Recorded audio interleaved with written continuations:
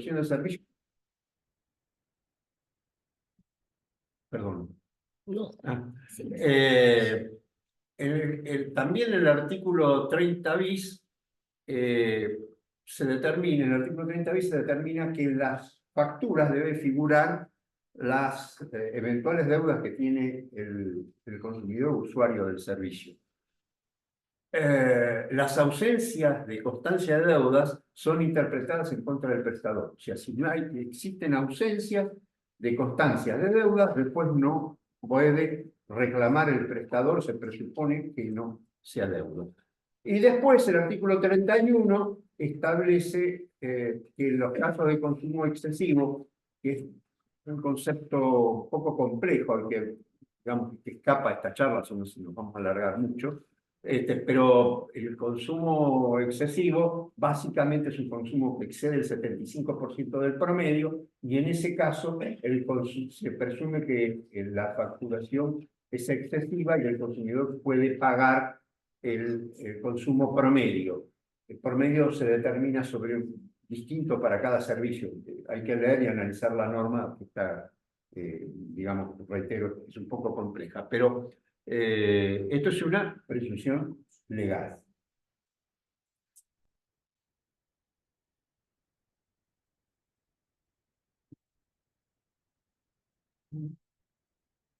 No sé qué está pasando, no estoy pudiendo pasar. A ver si se puede haber enfocado ahí. No. Bueno, si lo puedes pasar a mano.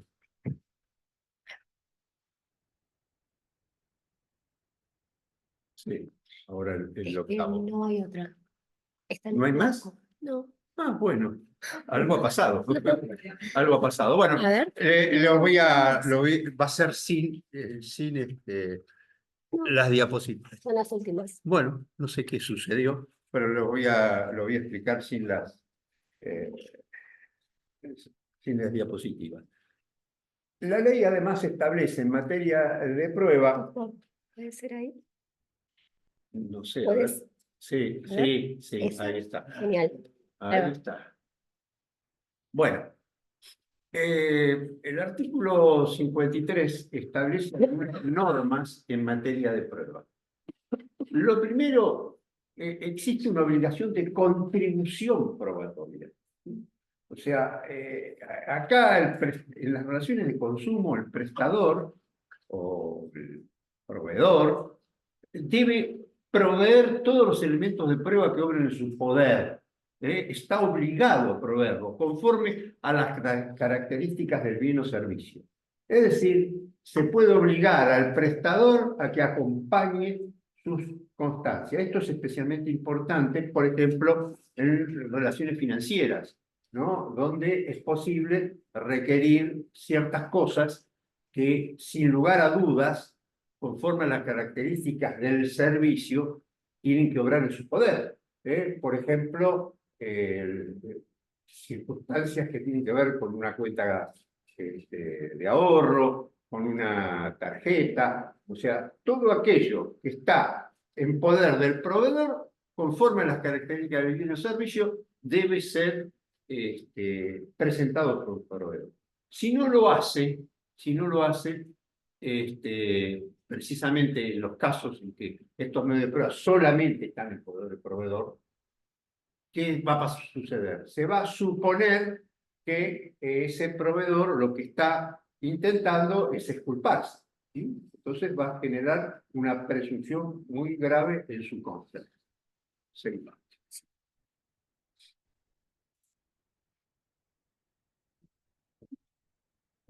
La próxima. Es eso. No se carga. Ahí parece que... Reglas sobre la prueba. Era la que acabamos de ver. Bueno, la siguiente. ¿La sigo? Sí, sí. Sobre el deber de colaboración. Así es. A ver. Bueno.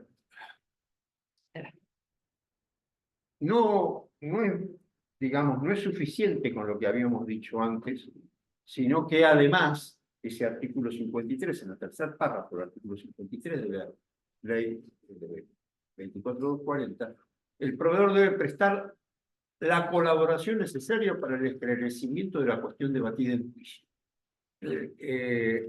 O sea, tiene un deber de colaboración. Esto es todavía más allá de las denominadas cargas dinámicas de la prueba. Debe colaborar, que tiene que verse en relación con lo que habíamos dicho antes respecto a qué es lo que debe aportar. Y normalmente en la teoría de las cargas dinámicas las digamos, opera de distintos modos. Acá hay algunas cuestiones, por ejemplo, y hay reiterada y viejísima jurisprudencia en materia de ciertos servicios, por ejemplo, todo lo que tiene que ver con registros que tienen los proveedores de servicios públicos, que solamente la prueba la puede tener eh, el, el prestador, ¿no? Y nunca el usuario o consumidor. Y se generaría lo que se ha denominado la prueba diabólica. ¿Cómo yo voy a probar que no consumís? No puedo probar que yo no consumí si vos tenés todo. De ahí que surgen estas normas. Adelante. Bueno, para cerrar, porque somos varios y llevo cierto tiempo. Entre otras de las cuestiones está la multa civil o daño punitivo. En la ley 24.240, que es la única ley que por ahora tiene la multa civil y daño punitivo, está establecida como una institución procesal. Es parte del esquema procesal de la ley. Está en el artículo 52 bis y se establece una serie de cuestiones. Básicamente, ¿qué es esta multa civil o daño punitivo? Es una multa en favor del consumidor,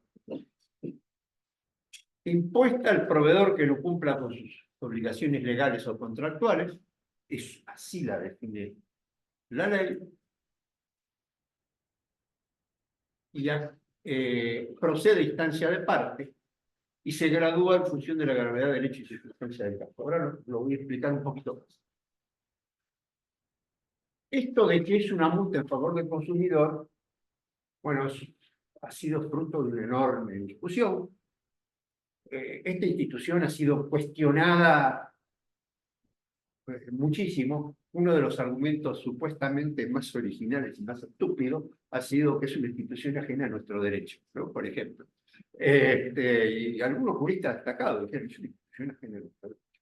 Y sí, bueno, y hay cosas que en algún momento surgieron y se tomaron, pero están ajenas. ¿Qué son las multas estas que ahora parece ser que se derogaron, ¿no? ¿Qué son las multas en materia de las relaciones laborales? Y estaba mucho antes que esta ley. Entonces, tan ajenas no son, ¿no? Se ha dicho que es inconstitucional, más aún. Un señor ministro de la Corte Suprema de la Nación promovió una acción de su ejercicio profesional por la empresa Claro, planteando la inconstitucionalidad. Algunos destacados camaristas civiles de la capital, algunos ya jubilados y otros que no, también han planteado esa inconstitucionalidad. Hasta ahora no ha habido ninguna declaración de inconstitucionalidad. Algún caso ha llegado a la Corte y la Corte ha resuelto, y entonces no frente al planteo de inconstitucionalidad, pero, o sea, no ha discutido ese planteo, pero si ha analizado algún tema, si tenía alguna duda de la inconstitucionalidad, más allá de las dudas que le puedan explicar al ministro Rosenkrantz, por ahora la Corte no se ha hecho. Y en realidad esto es una defensa como tantas otras, como sucedió con la gratuidad y como ha sucedido con cuestiones de legitimación de elecciones colectivas, no son más que defensas, modos de parar instituciones que son netamente progresistas en favor de la gente. Que sea en favor del consumidor, justamente, por ejemplo, Alterini ha sostenido que no era conveniente, etcétera, etcétera, etcétera, y que favorecer podía provocar enriquecimiento. Bueno, en realidad estamos frente a otra situación, ¿no? El sentido con que se impuso esta norma fue justamente que ciertas cosas no se denunciaban, no llegaban y las empresas no mejoraban la calidad. ¿Por qué? Porque no había... Para ser concretos, nosotros propusimos del Instituto de Derecho del Consumidor del Colegio Público, propusimos esta norma, fue la que firmó en el proyecto, frente a ciertos casos que nos habían planteado. Tuvimos un caso, por ejemplo, de un consumidor que había encontrado un vidrio dentro de un paquete de fideos, ¿no? Y otro, un juicio que tuve yo, el que había encontrado algo en una botella de Eisenberg. Conforme al régimen que existía, no había posibilidad de reparación más que menor, un daño moral, ¿no es cierto? No mucho más. Ahora, ¿cuánto se ahorró la empresa en resguardos, controles, etcétera? Sumas muy significativas. Entonces, la idea fue justamente que esto tuviese alguna suerte de reparación para el consumidor, para que denunciase y para que de algún modo se terminasen ese tipo de abusos. Lo que viene ahora impuesta al proveedor que no cumpla sus obligaciones legales o contractuales ha sido largamente discutida. En general, el criterio que se acepta no es el que dice esta norma. Lo que se está imponiendo es que los incumplimientos sean importantes, que no estemos frente a cualquier incumplimiento. No es lo que reitero, no es la letra de la ley. Hay que pedirla, esa instancia de parte, ¿no? Surge del propio artículo, si no la pedimos no lo vamos a tener nunca. Y lo que dice también que se gradúa en función de la gravedad del hecho y circunstancia del caso. Hay casos y cosas distintas, obviamente. Hay cuestiones que tienen que ver con la salud, bueno, hay cuestiones diversas y debe ser graduado. Pasamos la última. Sí. Bueno, como decía, la procedencia. Ahí estaba, en general, no basta el mero incumplimiento, tenemos que acreditar que exista dolo o culpa grave como criterio, o sea, no basta una mera petición si estamos frente al hecho. Es decir, si estamos frente a la necesidad de promover una demanda, cuando tenemos que promover la demanda, no basta con un mero enunciado, sino hay que tratar de acreditar que existió o dolo o culpa grave, para poder tener posibilidad de acceder a este tipo de reparación. El monto es enorme. Eso ha sido actualizado hace 1 año y medio atrás. En este momento están más o menos $2 millones, el monto máximo. Pero no nos entusiasmemos, porque hasta ahora nunca han dado un poco más que cualquier daño moral. O sea, si te dan 100 y te dan 20 por daño moral, por el daño punitivo te van a dar 20 o 18 o 22.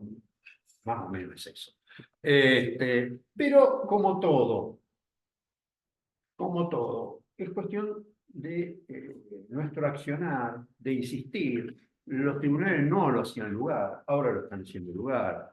Hay tribunales que están admitiendo una fórmula que es autor Matías Irigoyen Testa, es una fórmula matemática, y en algunos tribunales, por ejemplo, en Bahía Blanca, en Necochea, hacen lugar y han hecho lugar a sumas significativas. No estamos hablando de estas sumas, pero algunas sumas significativas, ¿no? Es decir, yo he visto algún caso de 1 millón de pesos, pero impuesto hace 6 años atrás. Estamos hablando ya de algo con un tema grave, con una persona, pero que tenía que ver con una relación de tarjeta de crédito, y bueno, pero en ese caso hubo un monto significativo. Yo creo que el accionar que podamos promover digamos, el conocimiento y difusión de estas cosas puede lograr que alguna vez, no sé si lleguemos a esto,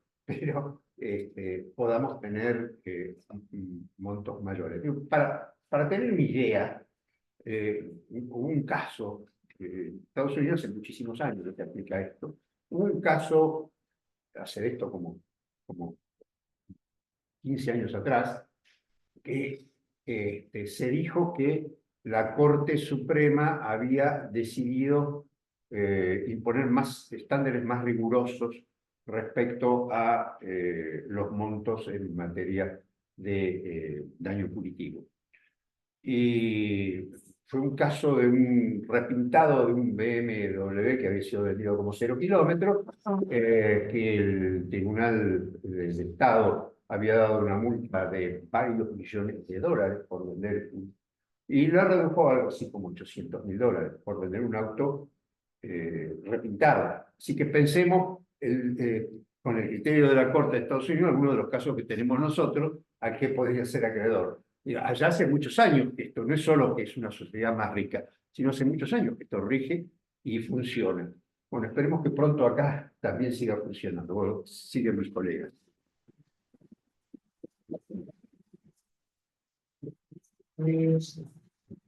Quisiera agradecerte, Horacio, por dos razones. Una, por haber estado hoy aquí, y otra, por lograrme el libro. Y segundo, quiero agradecer la presencia del señor juez de faltas, doctor José Luis Rodríguez Bonego, la gente de la dirección de legales del municipio de Almirante Brown y la gente de legales de Seiza, si no me equivoco, que también está presente. Les agradezco mucho, incluyendo a todos los presentes. Y por sobre todo a dos instituciones rectoras. La primera, ALUC, está el cuerpo directivo de ALUC, el doctor Mateucci, el vicepresidente, el secretario, y la gente que trabaja constantemente en la asociación. Y el segundo, el instituto, que tanto estamos trabajando en este momento y que pensamos llevar la educación inclusive a los colegios, con los doctores Velázquez, doctora Cantero, doctora Donato, para continuar el trabajo. Doctor, queda usted el uso de la palabra. Gracias. Bueno, ahora va a ser uso de la palabra el doctor Gabriel Alejandro Martínez Medrano, egresado de la Universidad Nacional de Mar del Plata, y director de legales, es profesor también de la Universidad de Buenos Aires. Es especialista en procesos colectivos en defensa de la familia. Doctor Martínez Medrano.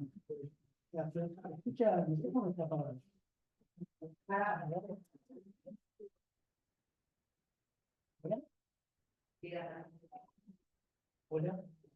Hola. Ahí está. Bueno, muchas gracias por la invitación. Es un gusto estar acá entre amigos. Voy a decir dos cosas antes de entrar en materia. Hay un cuadrito que vamos a poner para que puedan ir siguiendo la primera es que cuando totalmente de visitante, ¿no? Porque yo soy del egresado de Mar del Plata, del Colegio de Abogados de Mar del Plata, pero vengo a litigar acá a Lomas a veces.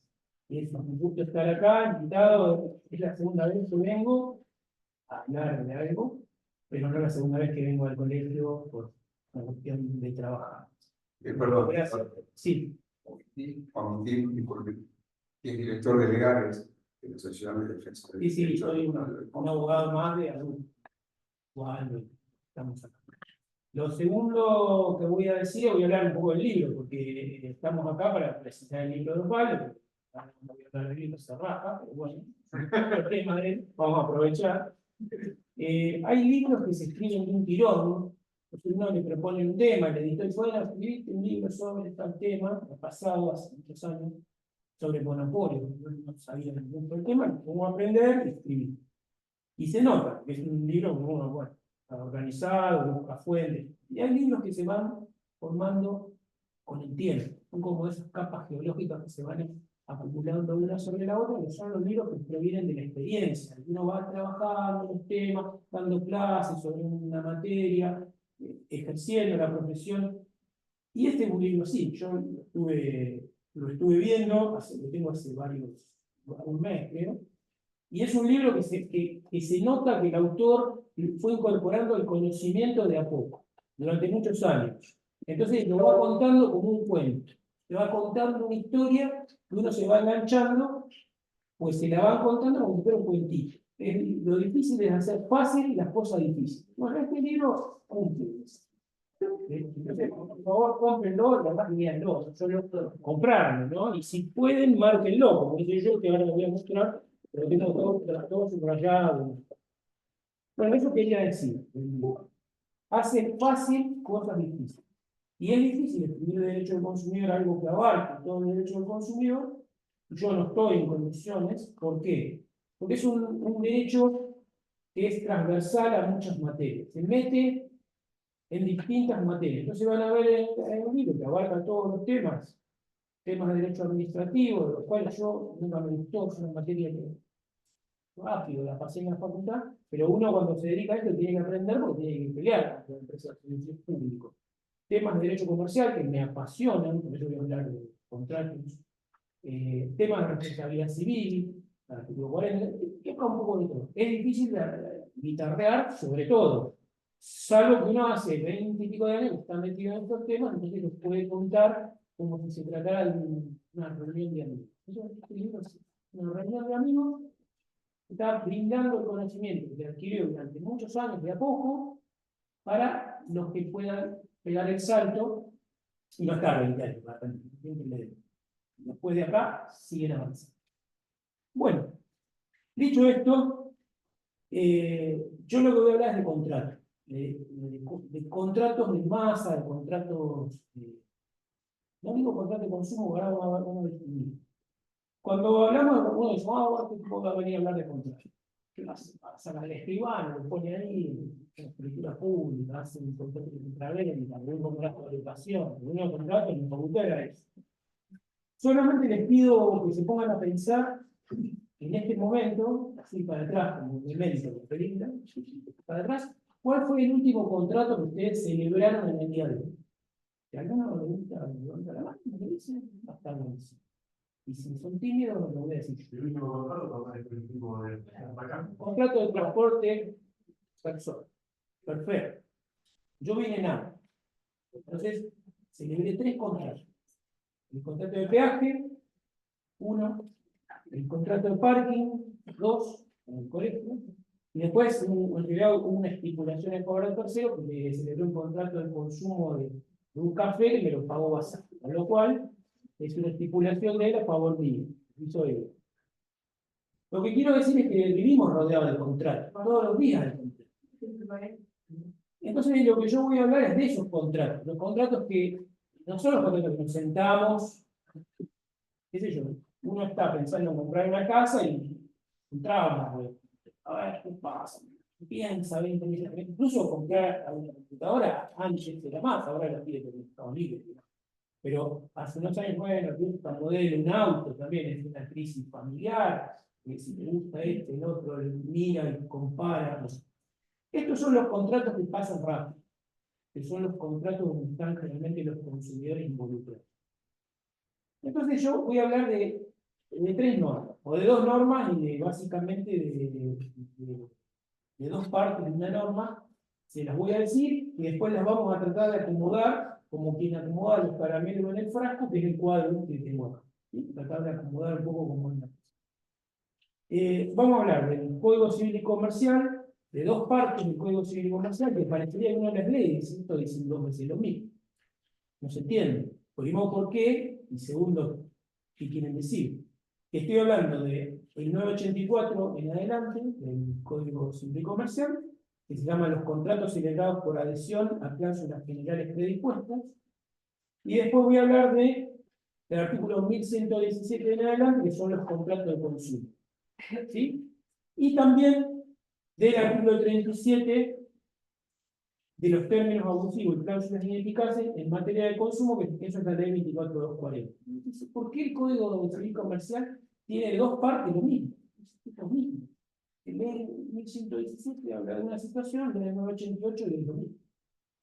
Esto tiene que ver porque, según tengo entendido, el código no lo hizo una persona, lo hicieron entre muchos, después lo juntaron.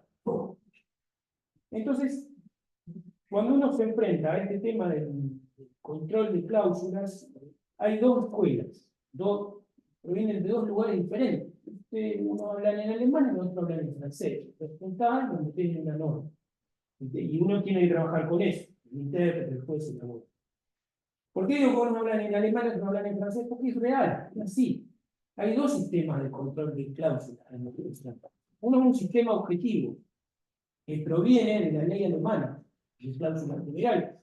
De ahí lo toman muchas legislaciones europeas, entre ellos la española, hay una ley de condiciones generales de contratación, y de ahí lo toma el 984, perdón, y sucesivos, del Código Civil Comercial.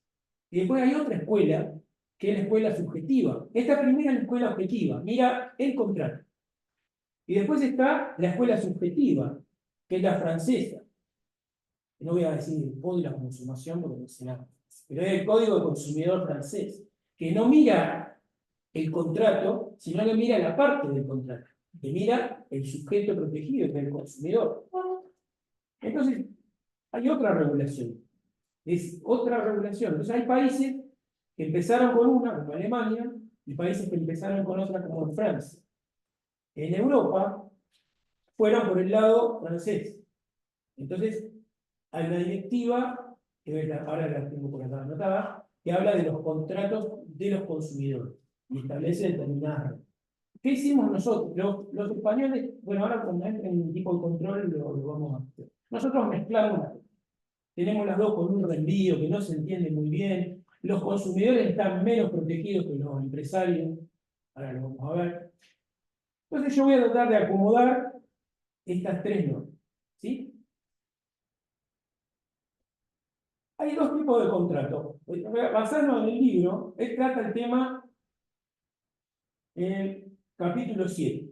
Y recién estaba viendo, no lo había advertido, que vuelve como resumen en la página 466 cuando habla de la prescripción judicial. Él habla de tres tipos de contratos. Uno son los contratos paritarios, que hablé antes, de comprar un auto, no es paritario, no puede discutir mucho, pero sí un contrato de compraventa puede ser paritario. Estamos más o menos igual, tenemos la plata, tiene la casa. ¿Quién es la parte fuerte? No lo sé, depende de la situación puntual. Los contratos paritarios son los de Vélez. Bueno, ¿no? Después tiene los contratos con cláusulas predispuestas, donde uno escribe el contrato y el otro firma si quiere, si no se va a otro lado, a otro lado. Y después están los contratos de consumo. Los tres contratos están en el libro, establecidos, estoy de acuerdo.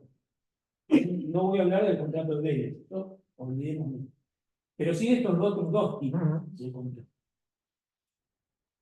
Entonces, en algunos casos nuestras normas tienen que ver más con el consumidor como sujeto protegido, pero hay otros contratos por adhesión, no de adhesión, por adhesión, con el método de llegar al contrato, que no son entre consumidores. Entonces, el 984, ¿sí? Y sucesivos, no se aplica a los consumidores solamente, se aplica a los contratos objetivamente. Es el método alemán. Entonces, ¿a qué contrato se aplica? Lo dice el artículo. Uno de los contratantes adhiere a cláusulas generales predispuestas unilateralmente por la otra parte o por un tercero sin que el adherente haya intervenido en su redacción. Uno pone las cláusulas y el otro firma. Cuando dice por la otra parte por un tercero, porque hay veces que los contratos, las cláusulas las hace una cámara, una asociación, y se las da a todos sus miembros para que la utilicen. Entonces ese sería un tercero. O la redacta el abogado de la empresa, no la empresa. ¿Sí?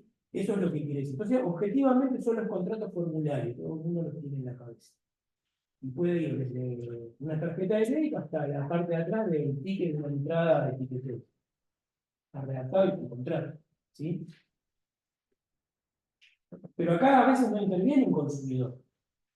Hay contratos de este tipo, por ejemplo, los contratos de franquicia comercial, franchising, donde McDonald's va a poner un local acá al frente, y son dos empresarios, y están redactados, y redacta McDonald's, hasta el manual, cómo tiene que cocinar la hamburguesa, las papas fritas, está todo especificado. Entonces el franquiciado no puede decir, no, mirá, los chicos van a vestir de verde. No, esto es rojo, McDonald's. Pero no hay consumidores en ese contrato. Y se aplican estas normas, las del 984 en adelante. No se aplican las del 1117 que mencioné antes. Esos son de consumo.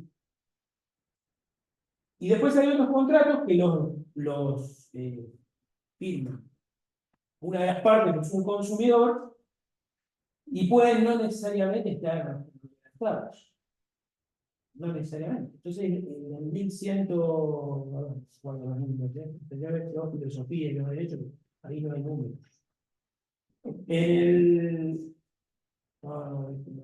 Bueno, hay uno de los artículos que dice que no es necesario que los contratos de consumo, para que se le apliquen esas normas, tengan que estar redactados de forma previa.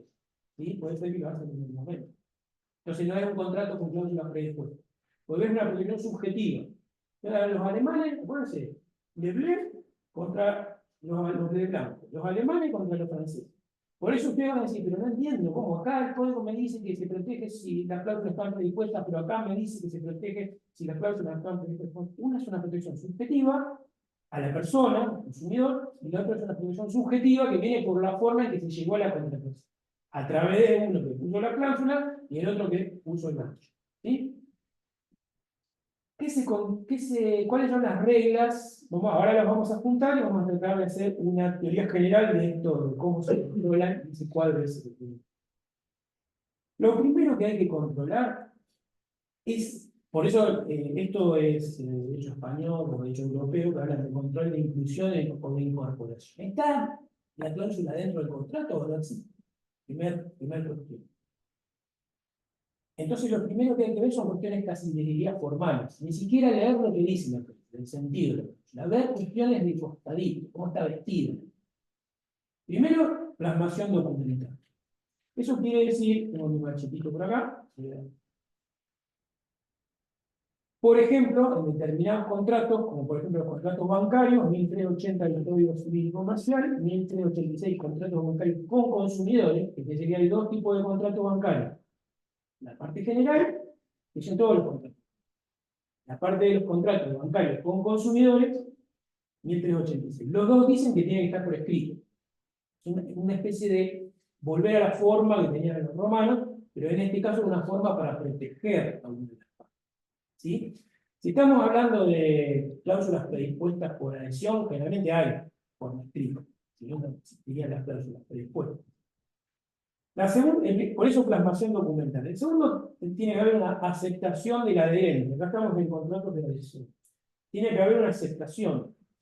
¿Y dónde está la aceptación? Generalmente está en la firma. En la firma. A veces algunas legislaciones, como la italiana, establecía doble firma. Algunas cláusulas tenían que estar firmadas, especialmente la cláusula. Uno firma abajo de todo el contrato, a veces de costado, pero algunas cláusulas en Italia requería doble conformidad, doble firma. Que firme la cláusula, específicamente, como que aceptás, y no puedes decir que no conoces esa cláusula. El tercero es disponibilidad. Esto es el famoso doble ejemplar. O sea, el contratante adherente que no lo leyó, no lo redactó el contrato, tiene que tenerlo disponible.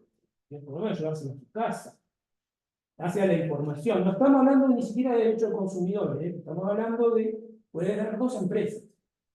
El señor McDonald's franquiciado tiene que poder llevarse el contrato, leerlo tranquilo. Disponibilidad. ¿Sí?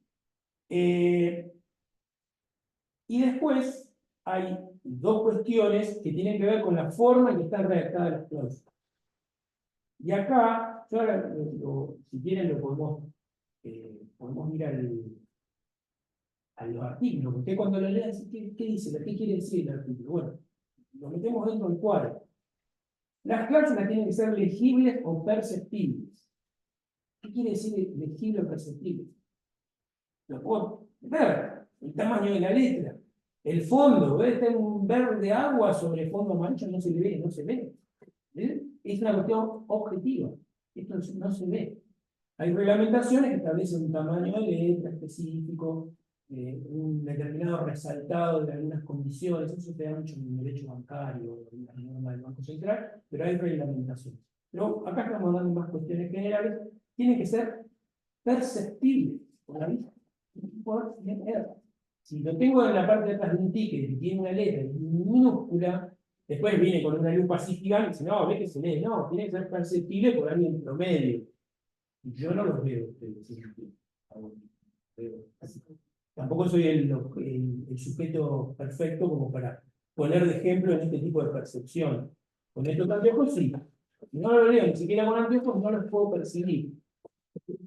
Distinto es decir que yo los puedo leer, pero no los entiendo. Son dos requisitos distintos. Tienen que ser claras y comprensibles. Es distinto a perceptible. Perceptible es que lo tengo que poder ver. No lo veo, es chiquitito. Es imposible de ver. Ahora yo lo leo, no entiendo nada, no sé qué me está hablando. Si pone japonés, lo veo, japonés, pero no lo entiendo. Entonces son dos requisitos distintos. Todavía no empezamos a leer lo que dice la clase. No vimos qué es. Simplemente vemos que tiene que estar documentada, un documento, que tiene que estar aceptada, otra parte, firmada, que me puedo haber dado una copia para verla tranquilo. No estoy hablando de derecho de información del consumidor todavía, porque estamos antes, estamos en contratos en general. Y que tiene que ser legible o perceptible y tiene que ser clara y comprensible. Bueno, puedo leer la clase y darme cuenta que están hundiendo lo que está por hacer la palabra de forma nadie. Ya saben lo que estoy hablando. Y por firmar esto, me están reventando. Y entiendo que me están reventando. Bueno, cuando hablamos de comprensible es que me están reventando y no me doy cuenta. Como decía Gastón Fols, ¿te acuerdan? En Nueva Reinas. ¿Cómo estás? Pero no sé cómo, no me doy cuenta. Me están jodiendo. Bueno, eso es cuando uno no entiende. ¿Dónde lo encontramos? 985 requisitos. Las cláusulas generales predispuestas deben ser comprensibles. Y empieza por el segundo requisito. Comprensible. Y autosuficiente. Yo la leo y la entiendo, porque me cuenta todo. No me dice la mitad y la otra mitad anda a buscarla a tu casa. ¿Sí? El tercer párrafo ahí dice que no pueden, no se tiene por no conveniente que hacer reenvíos al texto que no se entregaron conjuntamente o previamente. Así. Y de acuerdo a lo manifestado en el anexo 1, está en el anexo 1. Ah, no sé, vení la semana que viene a buscarlo. Te tengo que firmar ahora y sí, firma ahora. Se tiene por no escrito el anexo. Salvo que me lo hayan dado antes, lo firmé, o en el momento. ¿Sí? Y la segunda parte del 85 dice: la redacción debe ser clara, completa y fácilmente legible. Cuando habla de clara, no habla de comprensible, habla de clara que la pueda ver. Lo básico, no lo veo. Como dice, no la veo. Bueno, clara, comprensible y legible. La tengo que poder leer. Eso se llama en el derecho europeo control de inclusión o de incorporación, porque tengo que ver si está bien incorporada esa cláusula dentro del contrato que se cumple de esta forma. Segundo mecanismo para la protección, acá protegemos a dos sujetos. Si estamos en derecho del consumidor, protegemos al consumidor. Si estamos en derecho en general, protegemos al que se le llama el adherente. A veces es el mismo, a veces no es. El adherente es otra empresa, un empresario, que no tiene tanta fuerza para modificar el contrato. Vas al banco, tienes un kiosco y tienes una cuenta, firmame acá todos los papeles, y por ahí no sos un consumidor, sos un kiosquero. Las segundas reglas de protección son las reglas de interpretación. Y yo tengo anotadas 4. Me puedo ver más y me conviene. Las cláusulas particulares de los contratos prevalecen sobre las cláusulas generales. Ahora vamos a ver cómo están las análisis. En caso de ambigüedad en la redacción, se entiende siempre, si tenemos dos posibilidades de entender algo, se entiende en contra del que la redactó, o sea, en contra del predisponente. ¿Va? El predisponente y el adherente. si ustedes quieren, el proveedor y el consumidor, cuando hay relación de consumo. Esas son del código, de esta parte, estas dos primeras, que son el 986, que dice cláusulas particulares, son las que están negociadas individualmente y modifican las cláusulas generales. En caso de incompatibilidad, prevalecen estas últimas. No, sacame, cambiame y poneme acá que en la línea de puntos. Poneme que en 30 días te voy a entregar, no sé, lo que sea. Y arriba decía, eran 10. O al revés, decía 60 y abajo pusimos, me lo vas a dar en 30 días. Vale la que está específicamente porque implica la modificación de la general. Aunque tal vez la general no la vi nunca. O vos ya hablás con un empleado del banco, entonces, ponele 30 días. Esa vale más que el formulario. Y el 987 es la otra, que dice las cláusulas ambiguas predispuestas por una de las partes se interpretan en sentido contrario a la parte que predispone. Es normal, la obligación de hablar claro, de escribir claro. El que escribe confuso tiene que pagar el precio de esa confusión que escribió. ¿Sí? Las otras dos reglas no están en el código, que son interpretación en favor del consumidor y favor de editores. Obviamente, si hablamos de consumidor, las vamos a encontrar en la Ley de Defensa del Consumidor. Y esa está, déjenme ver, ¿dónde está? En el 37, tiene 3 incisos y 2 párrafos finales. En el primero de los 2 párrafos finales que dice: la interpretación del contrato se hará en el sentido más favorable para el consumidor. Cuando existan dudas sobre su alcance de la obligación, se estará a la menos gravosa. Eso tiene 2 principios: favor consumidor y favor de editores. Ese viejo, que hablamos en latín, porque sabemos todos cómo las facultades lo escuchamos de una vez. En el caso de dudas, se favorece la liberación del deudor, donde la obligación es menos gravosa. Se sobreentiende que cuando habla más favorable al consumidor y la obligación es la menos gravosa, y dice de su obligación, el segundo párrafo habla del consumidor en la primera línea, y la segunda dice de su obligación. Es la obligación del consumidor. Con lo cual, no la obligación del proveedor. Si hay que interpretar la obligación del proveedor, es la más gravosa, la interpretación más gravosa, pues el que escribió. Si es de la obligación del consumidor en el contrato, es la menos gravosa.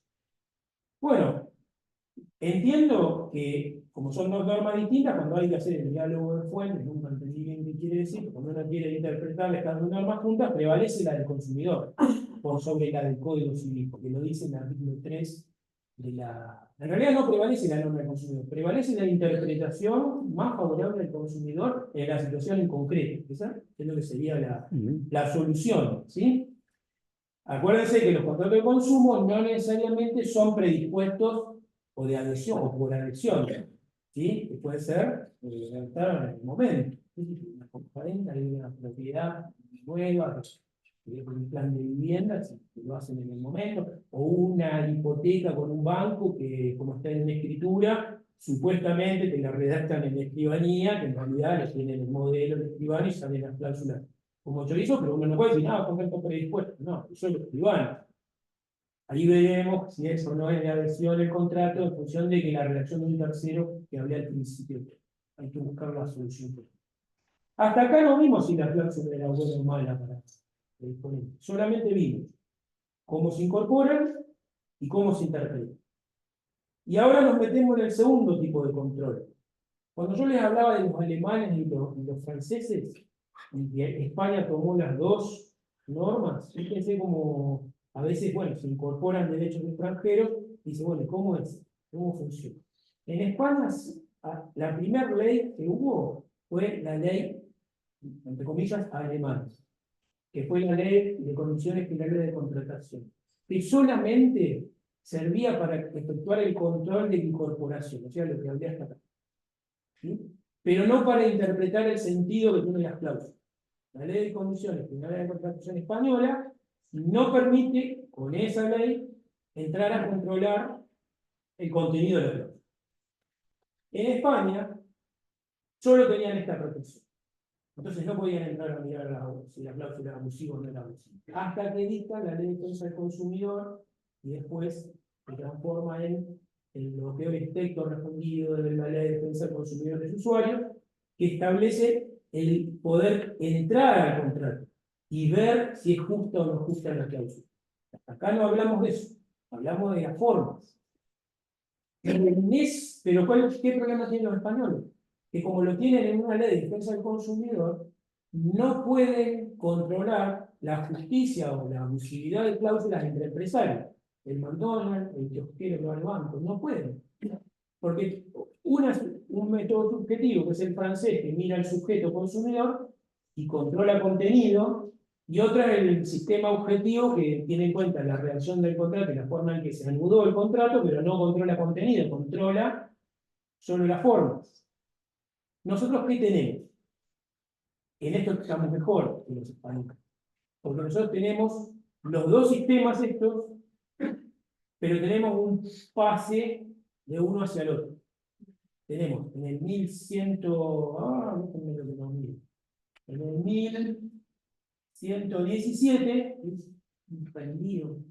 es medio desprolijo, dice, en el 1117 dice, a los contratos de consumo se le aplican la cláusula, los artículos 985, bueno, lo regulaste de una vez para todo, porque viene de dos sistemas distintos. Lo que se hizo acá es francés, para consumidores, alemán, un pase, una especie de bypass que se hace, aplicando la otra no. Pero en el caso de las cláusulas predispuestas, también se permite el control de contenido, que los españoles no lo tienen, ellos solamente tienen el control. Y acá tenemos protección al PYME, empresario PYME, la tenemos solamente aplicando los artículos 984 en adelante, y tenemos protección al consumidor aplicando el 1117 en adelante, con el bypass para aplicar las cláusulas del 984 con una limitación que la tienen los consumidores y no la tienen los empresarios. Que ahora me voy a meter y ya voy a terminar con esto. Cuando nos metemos a ver el contenido de las cláusulas, ¿qué es lo que tratamos? Porque a veces dicen, no, bueno, vamos a hablar de cláusulas abusivas. Hasta ahora no dije nada de cláusulas. Llevo 20 minutos, 15 minutos. Y no dije nada. Hasta ahora el contrato no lo leímos. O sea, lo leí, vimos que se podía leer, que se podía escribir, que estaba claro, etcétera, etcétera. Pero no entramos en las cláusulas. Entonces, para determinar si las cláusulas son abusivas, básicamente yo, después de mirar las normas y leer lo que dice los españoles, los franceses, terminé en una regla. Ustedes fíjense, ¿se acuerdan cuando estudiaba contrato? Facultad general, contrato. Estaba la parte general, no sé, yo leía, no sé. Y después venían los contratos, y decían, contrato de compraventa, tenía una norma, otra norma, una regla, y después decían, no, lo pueden cambiar, porque son normas dispositivas. Es un consejo para la redacción, y si no ponen nada, se aplican estas normas. A lo que yo llegué es que la Comunidad Europea, o sea, el Tribunal de Justicia de la Comunidad Europea, la jurisprudencia española, que tiene un montón de casos vinculados con este tipo de cuestiones. Y en general, también la doctrina acá en Argentina, siempre habla del desequilibrio. Si hay un desequilibrio importante, obviamente a favor del predisponente o a favor del proveedor. El contrato no es por ejemplo. Si hay un desequilibrio importante, ahí hay abuso. Y si hay abuso, viene la sanción, que ahora vemos cuál es. ¿Sí? Y hay varias formas de decirlo, y hay varias normas donde aparece. Pero básicamente hay un derecho establecido para la generalidad de los mortales, que es las normas supletorias. Si vos, como proveedor, modificás ese derecho a favor tuyo, en general el desequilibrio. Entonces tiene que volver el contrato, bueno, ahora vemos la consecuencia, a las normas supletorias. Básicamente, ¿se entiende a dónde voy? Si la norma supletoria dice que vamos a un tema fácil, de jurisdicción, dice, el código dice el lugar de competencia para iniciar una acción judicial. Dice, tiene que ser el lugar de celebración del contrato. Tiene que ser, vamos a ver una cuestión contractual. Tiene que ser el lugar de celebración del contrato, o el lugar de cumplimiento del contrato, o el domicilio del deudor, a elección del actor, Código Procesal, el artículo 5, y hay una cláusula que dice que la demanda puede ser iniciada en el domicilio del actor, empresa, ¿sí? Un reclamo vinculado con un contrato. Esa cláusula modificó el derecho de fondo, no el derecho procesal, es el derecho supletorio, si se quiere, porque acuérdense que la competencia territorial puede ser prorrogada. Pues bien, en esta materia de consumo o de contratos predispuestos, modificar el derecho supletorio implica abusar, y abusar implica un desequilibrio. Es todo lo que vamos a leer, lo voy a leer rápidamente para que ustedes vean esto del desequilibrio, lo van a ver escrito de distintas formas. En la parte, y lo van a ver que está 3 veces. Y bueno, hay 3 normas distintas, y hay una misma norma, viene en francés y en alemán. No se olviden nunca. En el código, la primera parte, 900 y pico, dice 988, cláusulas abusivas, cláusulas que desnaturalizan las obligaciones del predisponente, o sea, de que redactó el contrato. Desnaturalizar las obligaciones. B, o 2. Las que importan renuncia o restricción de los derechos del adherente, derecho a ser demandado en su domicilio. O amplían los derechos del predisponente que resultan de normas supletorias. Acá lo dice. Esas son abusivas. Después, en el mismo código, la misma ley, en el 1119, después si quieren se los doy, o lo pueden anotar. Dice, ¿cuál es la cláusula abusiva? La que tiene por objeto o efecto, objeto es que cuando la redacté estaba pensando en que iba a pasar, y efecto es, no lo pensé, pero tiene efecto. Causa es provocar un desequilibrio significativo entre los derechos y las obligaciones de las partes en perjuicio del consumidor, porque este pedacito está en la parte de norma de consumo, ¿sí? Y después, en la ley nuestra, que es la ley de defensa del consumidor, el 37A dice las que desnaturalicen las obligaciones o limiten la responsabilidad por daños. Eso es un ejemplo de la ampliación de derechos, limitar la responsabilidad, son ejemplos. El B dice la renuncia o restricción de los derechos del consumidor o ampliación de los derechos de la otra parte. Y una que, tema que tocó Horacio, las cláusulas que convengan la inversión de la carga de la prueba en perjuicio del consumidor. Por ejemplo, estaba el artículo 53 que hablaba, si hay una cláusula que dice que ese artículo no vale y la prueba la tiene que aportar el consumidor, es una cláusula abusiva, con lo cual no. Bueno, ahora no conté todavía cuál es la consecuencia. Entonces, son esas que tengo ahí. ¿Sí? Desnaturaliza la obligación del predisponente, renuncia o restricción de los derechos del adherente respecto del derecho supletorio. Ampliación de derechos del predisponente respecto del derecho supletorio. Ahora voy a decir que son las cláusulas sorpresivas que no hablé. Limita la responsabilidad por daño, que haya pasado a la defensa del consumidor. Invierte la carga de la prueba contra el consumidor. Las primeras no hablan del consumidor, porque son para la teoría objetiva. Hablan del tipo de contrato, la adherente, el predisponente. Acá son del consumidor. Me quedaron las cláusulas sorpresivas, la limitación y la transparencia calificada, que es una gambeta de la limitación, que es un tema peligroso. Las cláusulas sorpresivas son las cláusulas que aparecen. ¿Dónde saliste? ¿Viste? Aparecen como el gato que aparece en videos.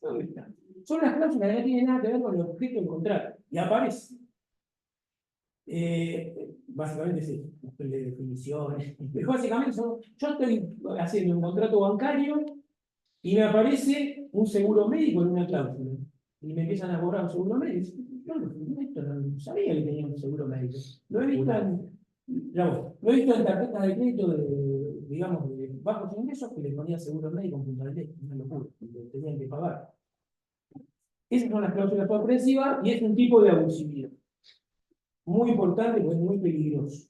Hay un artículo que se le aplica a un consumidor y no se le aplica a la primera parte, que es venenoso, mal redactado y mala leche, que es el 1121 inciso A. Anótenselo porque va a venir la constitución de demanda con eso. ¿Qué dice así? No pueden ser declaradas abusivas las cláusulas relativas a la relación entre el precio y el bien o el servicio procurado. Entonces, ¿qué pasa? Si me cobras cualquier cosa, ¿no? ¿Se puede declarar el abuso? Bueno, parece que no. ¿Eso de dónde viene? De Mandinga, Lucifer, el redactor. Bueno, sí, casi. Esto viene de la discusión esa que había con los alemanes. Los alemanes y los franceses cuando hicieron la directiva de la Comunidad Europea. Que es la directiva 93/13 del 5 del 4 del 93. Que son las cláusulas abusivas con los usuarios y consumidores. Los alemanes dijeron, mirá, nosotros tenemos esta regla. Acá hay libertad de mercado, con lo cual no se puede declarar abusivo el precio, porque todo el mundo sabe lo que está pagando por el precio. Bien, se puso en el artículo 4.2 y tiene un sí pero no, que acá no se ve, por eso lo digo que acá hay mala leche. En la Unión Europea dice lo mismo, dice que no se pueden ser declaradas las cláusulas, ellos tienen otro, que sean sobre el objeto principal del contrato, que tenemos nosotros, y que sean relativas a la relación entre el precio o el bien del servicio. Pero la Unión Europea dice siempre que, a la excepción de la excepción, haya sido redactada de manera clara y comprensible. Acá se han metido un mundo. ¿Por qué? Porque como los españoles no podían entrar, había una cláusula que es la cláusula suelo, que era abusiva, y era recontra difícil de darse cuenta que era abusiva hasta que te tocaba la situación. Los demandados, que eran los bancos, oponían este artículo, el 4.2. Entonces el Tribunal de la Unión Europea no podía decir, bueno, controlemos la abusividad, porque está prohibido. Entonces inventaron el control de transparencia calificada, lo último que tengo. ¿Qué es? Se aplica para las cláusulas que definen el objeto principal del contrato en Europa, la relación entre el precio y el producto, y tiene el control de incorporación, hablaba de la comprensibilidad de las cláusulas. Bien, es un control de comprensibilidad superior. La persona que llegó a ese contrato, en este caso consumidor, en el caso de la Unión Europea, y acá para nosotros también, tiene que comprender cuál es el impacto económico y jurídico de las cláusulas que implica firmar esa cláusula. Y a través de decir que no se comprende, se voltearon todas las cláusulas estas suelo de las hipotecas en España, que es donde hubo una litigiosidad terrible. Pero es una guerra, porque el Tribunal Superior Español es conservador, entonces dice que no se pueden controlar, y el Tribunal de la Justicia Europea es progresista, hasta ahora no sé qué va a pasar después de las elecciones, con lo cual está permanentemente revocando la sentencia del Tribunal Superior Español. Tengan cuidado con esto, porque nuestra Corte ya lo sacó en un caso, lo aplicó en un caso donde se iba a controlar el precio del cable, casi nada. Casi nada. En un caso del cable. Dijo que no se podía controlar si era abusivo o no era abusivo el precio del cable en ese juicio que se habían hecho vinculado con una resolución que había dictado Moreno, que establecía el precio del cable. Le voy a dejar el brazo que quiere decir algo. No, sí. Yo, por lo pronto, acá termina la presentación. Cuando terminemos, cuando quieran preguntas, respuestas, no hay problema. Simplemente una acotación, ¿no? Efectivamente, como Gabriel señaló, las normas hubo varios redactores.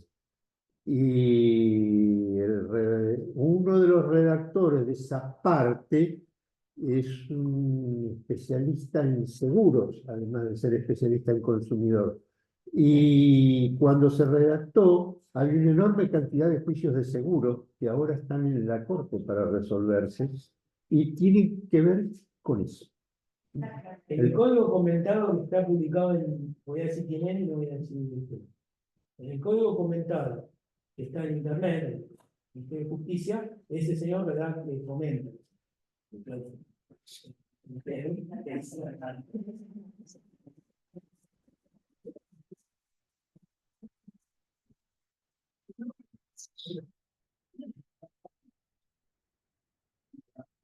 Ahora, para tomar la palabra, el doctor Ariel Kaplan, abogado de la Asociación de Defensa del Consumidor, Consumidores Libres, especialista en Derecho Civil, el Derecho del Consumidor y Derecho Administrativo. Bueno, muchas gracias. No es para corregir, porque no soy especialista en derecho civil, otro es cierto. Pero algo sé. La verdad que yo celebro participar de esta reunión presentando el libro de Osvaldo, que es el producto de años de trayectoria, de trabajo en materia de defensa del consumidor, de trabajo en los tribunales, en la doctrina y en la acción política.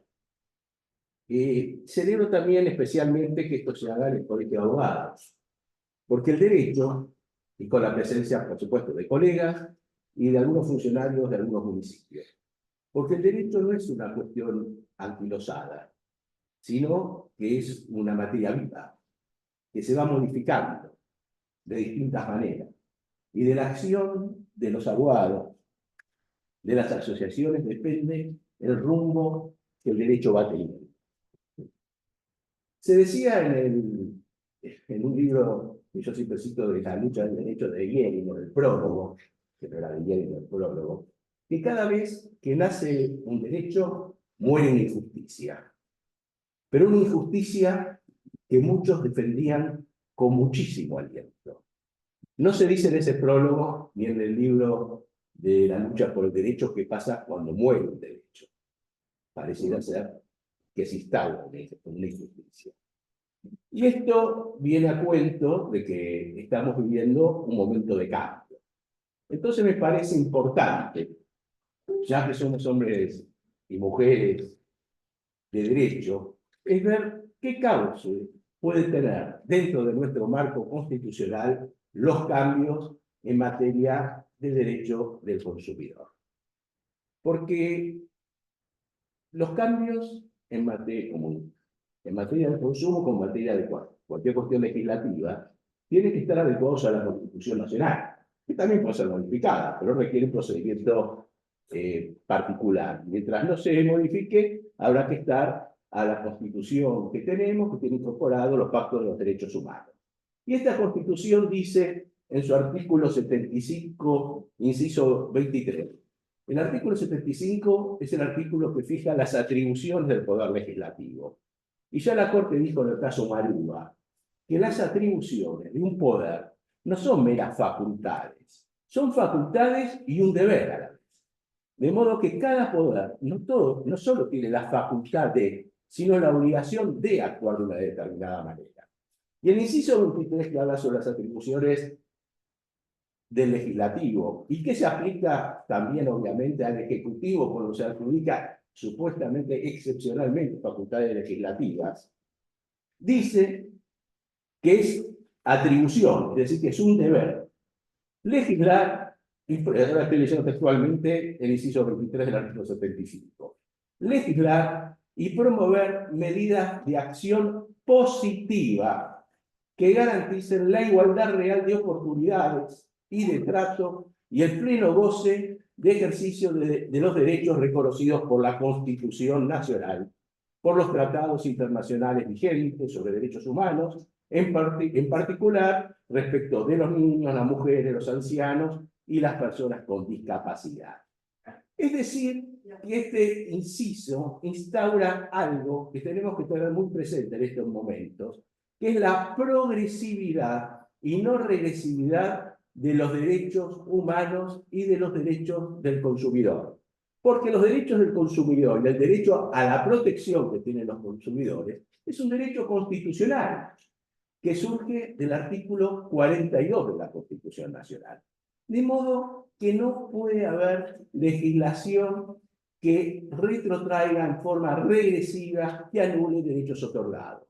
No puede ni el Congreso de la Nación ni el Poder Ejecutivo con funciones legislativas, no puede válidamente, conforme a lo que establece la Constitución, dejar de proteger en donde los usuarios estaban protegidos.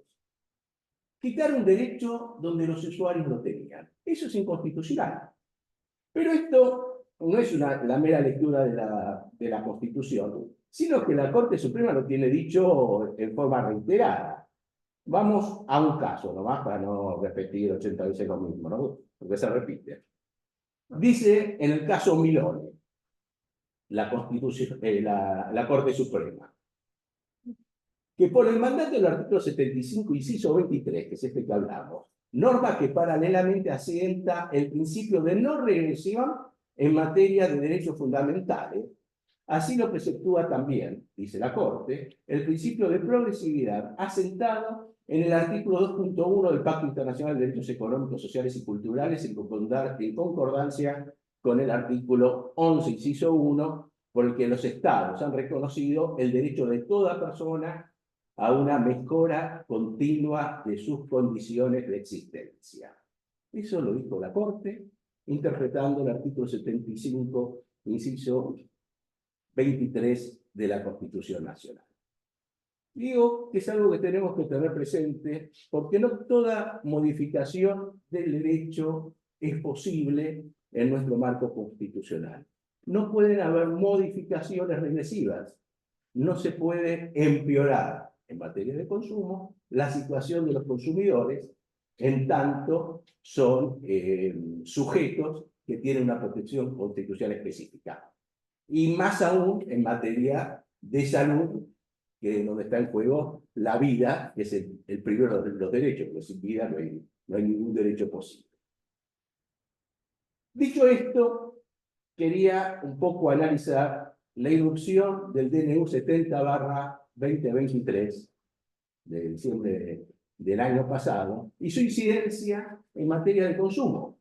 Y analizar si esta irrupción está por encima o por debajo del límite de progresividad y no regresividad que marca la Constitución y que lo señalan los fallos de la Corte Suprema. Por ejemplo, materia de salud. La ley en materia de medicina prepaga. La ley en materia de medicina prepaga establecía que el Estado, a través de la autoridad de aplicación, controlaba los aumentos y lo tenía que autorizar previamente a que los mismos se aplicaran. Y decía también que esos aumentos deberían hacerse en base a pautas concretas que deberían responder a incrementos objetivos de costos de cada empresa en particular y en base a estudios actuariales razonables. Esa norma fue derogada por el decreto 70, inciso 23. Es una derogación regresiva y por lo tanto, según el criterio de la Corte y según, el sentido común, una interpretación bien intencionada de estas disposiciones constitucionales, inconstitucional y regresiva. Por otro lado, la ley de prepagas establecía un mecanismo en caso de que cuando quebraban las prepagas o cuando dejaban de prestar el servicio, que la autoridad de aplicación distribuía a los usuarios afectados por aquella empresa prepaga que cesaban los servicios, entre otras empresas de medicina prepaga con similares prestaciones y a una cuota similar. Eso también lo derogaron, lo cual es claramente regresivo. También derogaron, había otro DNU previo, el 743, que establecía que durante un periodo de tiempo, que si no recuerdo estaría por terminar ahora, que no se podía aumentar aquellos que tenían un ingreso inferior a 3 salarios mínimos vitales y móviles, más del 90% de la variación del coeficiente salarial. Eso también fue derogado. También es regresivo. Y también está siendo cuestionado por la justicia. Ahora voy un poco al procedimiento y cómo los procedimientos a veces son una barrera para la consecución de los derechos. Pues los derechos son válidos, el derecho que realmente importa es el derecho que realmente se cumple, que se verifica en la realidad. Entonces, el procedimiento judicial debería tener una serie de mecanismos tendientes a que se cumpla ese derecho y no que se lo impida.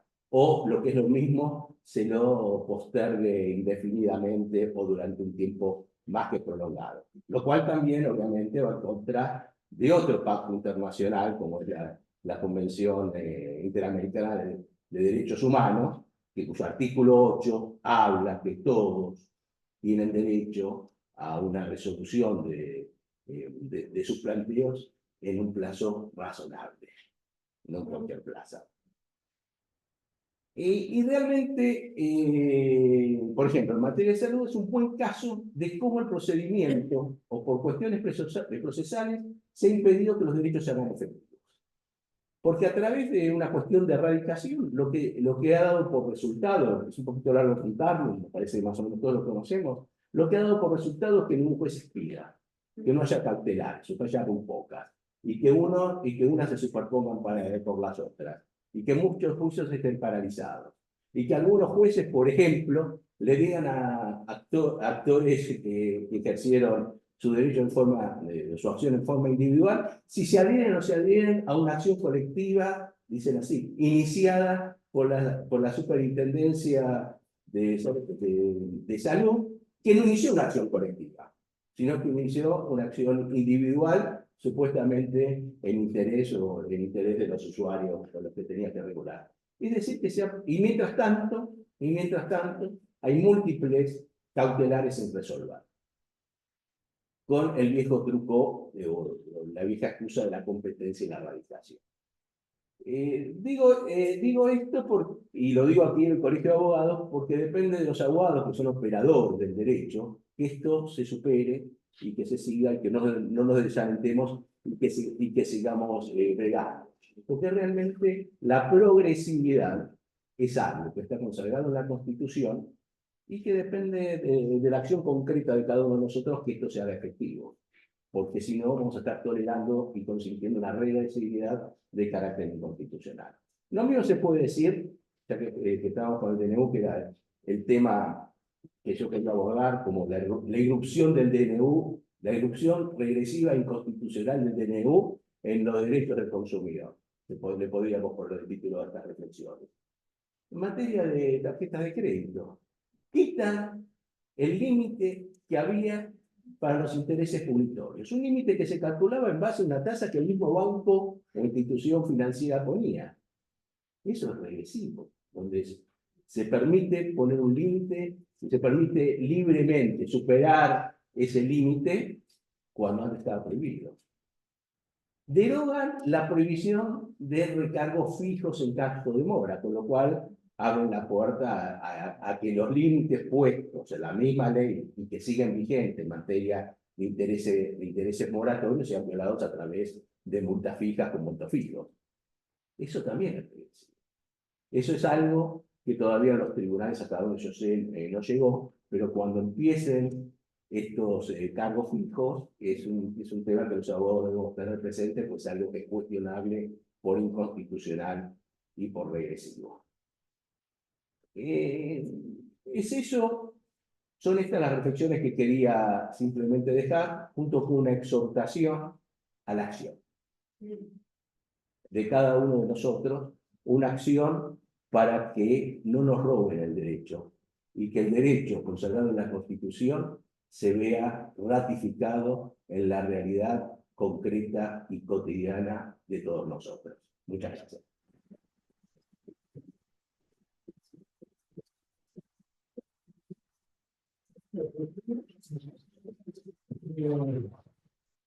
Muchas gracias, Ariel. Contundente. Muchas gracias a los tres, que me une, aparte de cariño, amistad y lucha. Algunas cuantas, como el intento. La verdad que recuerdo muchas cosas con ustedes dos, que hace que los años parezcan simplemente que pasaron de uno para el otro. Y con Gabriel, en estos últimos años, también una lucha constante. Eso nos demuestra que a veces podemos, a veces no podemos, pero siempre lo intentamos. Y eso es lo que acaba de decir el doctor K. Hay que intentarlo. No podemos bajar los brazos. Porque el derecho de las personas, el derecho individual a la vida, a la existencia, a la convivencia, no puede ser silenciado simplemente por intereses y negocios. Cuidado, porque sin personas no hay empresas y no hay corporaciones, por lo tanto el derecho humano es fundamental a la existencia, y eso es el derecho del consumidor. Lo que intenté en estas páginas que escribir era eso, que trate de entenderse que si no defendemos a las personas, si no defendemos y no cesamos de defender aunque nos caigamos, volver a levantarnos y volver a seguir. ¿Por qué? Porque es una forma de no desproteger a la persona, no desprotegernos nosotros. Y de esa forma tratar de que el derecho se cumpla. Hoy el derecho está en entredicho, que es el derecho humano fundamental que está en entredicho, por intereses que podrían significar el peligro no solo a patrimonios personales o del país, sino a la coexistencia del ser humano. Eso es más importante. Simplemente decirles esto, agradecerles y trasladarles si hay alguna pregunta a los excelentes oradores que con todo orgullo he traído hoy al colegio. Martín, con ustedes. Doctor. Sí, yo una pequeña reflexión sobre las palabras del doctor Kaplan, y es porque el doctor Kaplan usaba la expresión esto no se puede, no se puede, no se puede. Y yo complementaría, no se debe, porque me imagino a algún funcionario, altísimo funcionario, ¿qué cómo se puede? Miren cómo se puede. Acabo de leer toda la parte del capítulo referido a la ley bases en materia laboral, ya descubriéndome de los llamados que voy a tener en los próximos días. ¿Y cómo se puede? La progresividad pareciera ser nuestra muerte.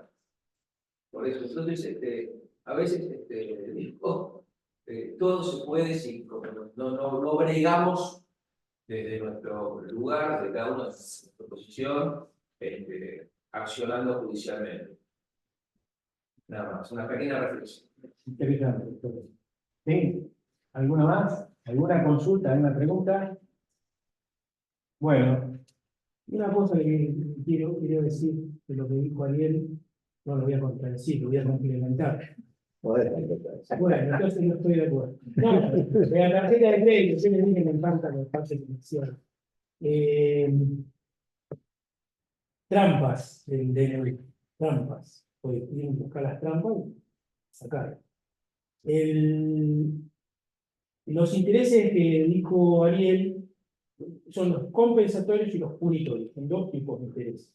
Esto parece básico, pero el interés compensatorio es el precio por el servicio, con lo cual sí, el control del interés compensatorio respecto de la abusividad estaría dentro de esa cláusula que hablábamos de la limitación. La excepción de la excepción es que está previsto el control de intereses en los 500 y pico, con lo cual yo esto lo pregunté al profesor de Salamanca que daba este tema, y le dije, mira, en nuestro país, estamos todos en distintos países, tenemos este problema. Y me dijo, sí, es la excepción de la excepción, plantéelo igual. O sea, que se pueden cuestionar los intereses compensatorios como se hizo toda la vida. Por más que sean el precio del servicio. Pero la defensa va a venir por ahí. No me podés controlar los intereses compensatorios porque me estás exigiendo que se declare abusivo el precio de un servicio. Y la segunda, los otros intereses son los moratorios. Los intereses moratorios no son parte del precio del servicio, son una penalidad por el atraso, con lo cual no están dentro de esta excepción. Y los intereses moratorios son legales cuando no se pactan, punitorios cuando se pactan. Y si son punitorios, son cláusula penal. Lo dice el mismo código, hay otro bypass ahí. Y si se pone una cláusula fija por atraso en el pago del resumen, es una segunda cláusula penal. O sea que hay dos cláusulas penales. Todos los contratos dicen, si no pagás, tenés punitorio. Y ahora van a empezar a aparecer, si no pagás, tenés que pagar tanta plata fija. ¿Sí? Que lo que no, probablemente sea más cara la multa que la cuota, más el punitorio. Bueno, ¿qué dice la doctrina? Le estaban haciendo una demanda y entonces leía uno y no sabía quién era, me enteré, Modestino. ¿Sí? Lo escuché ahora, yo lo escuché ahora. Modestino. Es uno de los 5 que eran los habilitados para decir el derecho en el derecho romano con fuerza de ley, como Ulpiano, Modestino decía, y lo leí en los libros modernos, que no puede haber cláusula penal o puede haber intereses moratorios. No puede haber cláusula penal más intereses moratorios más intereses punitorios. Bueno, vean contrato y lo van a ver. No está equivocado. Bueno, entonces cuando cuestionen esto, váyanse al artículo 3 para ver qué es lo que vamos a impugnar. La cláusula penal es un fijo por atraso en el pago de resumen o los intereses punitorios. ¿Sí? Y vi un contrato que tiene una tasa para moratorios, una tasa para punitorios y un fijo por atraso en el pago de resumen. Entonces, a veces es concreta la discusión. No hay que ir tan a la progresividad, que es algo más abstracto y que por ahí después no da la bola, y por ahí es concreta. Mire, esto es así. ¿Sí? Nada, Así que le doy otra vuelta a la torta. En materia de tarjeta de créditos hay un límite que sigue el límite de la ley en los compensatorios. intereses Sí. compensatorios. Así que ese límite se mantiene. La ley anterior, completando esto, decía: los compensatorios están limitados. Si soy banco, entidad financiera, puedo cobrar hasta 25% más de lo que le cobro a mis clientes por créditos personales. Lo cual es un límite falso, porque yo puedo poner la tasa que quiero y sobre eso pongo un 25%. Para las que no son entidades financieras, tarjeta naranja en el caso, tarjeta shopping, hay un promedio y puedo poner el Banco Central y puedo cobrar un 25%. Eso todavía quedó. Los punitorios solamente podían ser el 50% de los compensatorios. Eso se quitó. Ahora los punitorios podrían ser, una vez más, por ejemplo, los compensatorios. Sí. Una cosita más para agregar. Aunque va a parecer medio ridículo. Bueno, todos sabemos que el artículo 75 de la Constitución dice que los pactos de derechos humanos tienen jerarquía de ley. Después, en otra parte, dice que aquellos pactos que son derechos humanos tienen, perdón, de los derechos humanos que por la Constitución forman parte de la Constitución, así que son de la misma, el mismo valor normativo que la Constitución misma. Los convenios no incorporados a la Constitución en forma expresa con el mecanismo que se establece en ese artículo, si bien no son la Constitución, tienen un valor normativo por encima de la ley, es decir, son supralegales. Es decir, que la famosa pirámide, después de la ley vienen los pactos que no son de derechos humanos y después los pactos de derechos humanos que están por la Constitución. Esto viene a cuento de que ahora en la parte por ahí puede resultar medio visible, pero ahora me tendría que fijar el artículo. Con la Convención Americana de los Derechos Humanos, no recuerdo el artículo, pero podemos buscar, dice claramente que está prohibido, no también está la parte que da un poquito a risa, la explotación del hombre por el hombre. Y prohíbe expresamente la usura. Entonces, si bien la usura es un concepto, esto es una norma que tiene jerarquía constitucional.